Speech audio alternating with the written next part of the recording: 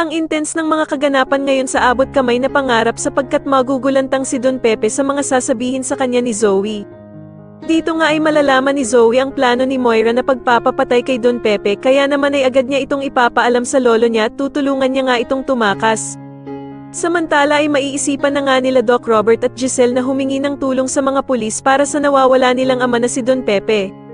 May ipapakita naman na picture ang pulis kila Doc Robert at ito nga ay walang iba kundi si Bala Hadji at dagdag pa nga ng pulis na marami na daw pala itong record sa kanila.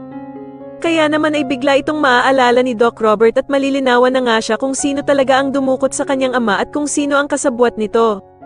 Samantala ay hindi naman mawala-wala sa isip ni Lynette ang pagtawag ni Zoe kay Doc Carlos ng daddy kaya naman ay tatawagan nito si Annalyn para magpatulong sa kanya kung paano daw niya matrace kung nasaan si Zoe.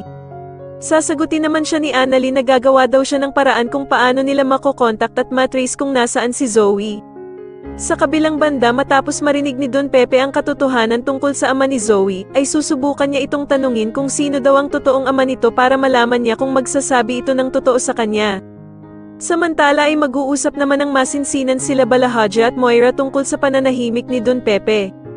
Pero sasabihin naman ni Moira na hindi niya ito magawang patayin dahil nga daw sa ayaw ng anak niyang si Zoe. Pero isasuggest naman ni Bala Hadji na pauwiin na nga lang daw muna si Zoe sa bahay nila at siya na nga daw ang bahalang pumatay kay Don Pepe. Pero wala naman silang kaalam-alam na nakikinig na pala si Zoe sa kanila at malalaman nga nito ang plano nilang pagpatay sa lolo Pepe niya. Sa tingin niyo magtagumpay kaya ang planong pagpapatakas ni Zoe sa lolo Pepe niya para hindi ito mapapatay ni Moira kay Bala Hadji? Mas lalo na nga talagang nagiging exciting ang mga susunod na kaganapan kaya naman ay mas lalo pa nating abangan ang mas lalong gumigandang abot kamay na pangarap. Maraming salamat po sa inyong panonood at sana po ay masubscribe niyo ako. Maraming salamat po.